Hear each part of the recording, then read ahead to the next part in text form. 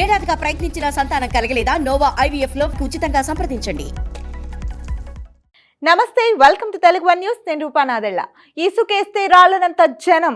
Nomination రోజే ఖరారైన యార్లగడ్డ విజయం. ఇసుకేస్తే రాళ్ళనంత జనం.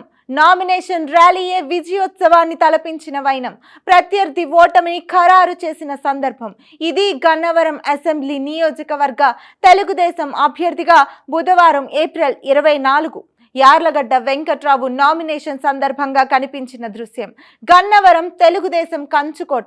ఈ నియోజకవర్గం నుంచి తెలుగుదేశం అభ్యర్థిగా వల్లభనేని వంశీ వరుసగా 2 సార్లు విజయం సాధించారు. ముచ్చటగా మూడోసారి కూడా విజయం సాధించి హ్యాట్రిక్ సాధించాలని కలలు కంటున్నారు. అయితే ఆయన 2019లో పార్టీ పరాజయం తరువాత తెలుగుదేశం వీడి వైసీపీ గూటికి చేరారు. అప్పటికి కానీ ఆయనకు అర్థం కాలేదు, వరుసగా తన 2 విజయాలు తెలుగుదేశం బలం కానీ తన బలం కాదని.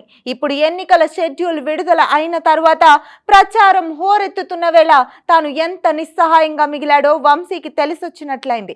ఈసారి గన్నవరంలో పోటీ పడుతున్నది పాత ప్రత్యర్థులే. అయితే పార్టీలు మారాయి. గత ఎన్నికలలో వైసీపీ అభ్యర్థిగా పోటీ చేసిన యార్లగడ్డ వెంకట్రావు ఇప్పుడు తెలుగుదేశం అభ్యర్థిగా పోటీ చేసి గెలిచిన వల్లభనేని వంశీ వైసీపీ అభ్యర్థిగా రంగంలోకి దిగారు. అయితే యార్లగడ్డ తెలుగుదేశం నుంచి సంపూర్ణ మద్దతు లభిస్తుండగా వంశీకి మాత్రం వైసీపీలో తన వ్యతిరేక గ్రూపుల సహాయ నిరాకరణతో డీలా పడ్డారు. ఇక ఇప్పుడు నామినేషన్ల ఘట్టం దగ్గరకు వచ్చేసరికి యార్లగడ్డ వెంకట్రావు బుధవారం ఏప్రిల్ 24న తన నామినేషన్ దాఖలు చేశారు. ఈ సందర్భంగా తరలి వచ్చిన భారీ జనసందోహం చూస్తే గన్నవరంలో యార్లగడ్డ విజయం ఖరారైపోయిందనిపించక మానదు. రాజకీయ సన్యాసం గురించి గతంలోనే ఆలోచించిన వంశీ ఆ ఆలోచన ఎందుకు విరమించుకున్నానా అని మదన పడుతూ ఉంటారని తెలుగుదేశం శ్రేణులు సెటైర్లు వేస్తున్నారు. యార్లగడ్డ నామినేషన్ సందర్భంగా కూటమి ఐక్యత ఎంత పటిష్టంగా ఉందో మరోసారి రుజువైంది. తెలుగుదేశం, జనసేన, బీజేపీ శ్రేణులు పెద్ద సంఖ్యలో ర్యాలీలో పాల్గొన్నారు. మరోవైపు ఇప్పటికే వంశీకి సహకారం అందించే ప్రసక్తే లేదని పలువురు వైసీపీ నేతలు కుండబద్దలు కొట్టేశారు. దీంతో వంశీ నామినేషన్ ర్యాలీ వెలవెలపోవడం ఖాయమని వైసీపీ వర్గాలే చెబుతున్నాయి.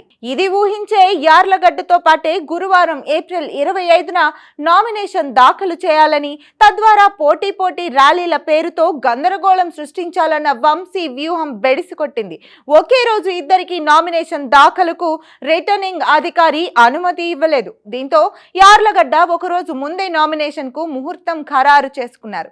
దీంతో గురువారం ఏప్రిల్ 25న వంశీ నామినేషన్ సందర్భంగా ర్యాలీ తీసే సాహసం చేయకపోవచ్చని పరిశీలకులు విశ్లేషిస్తున్నారు.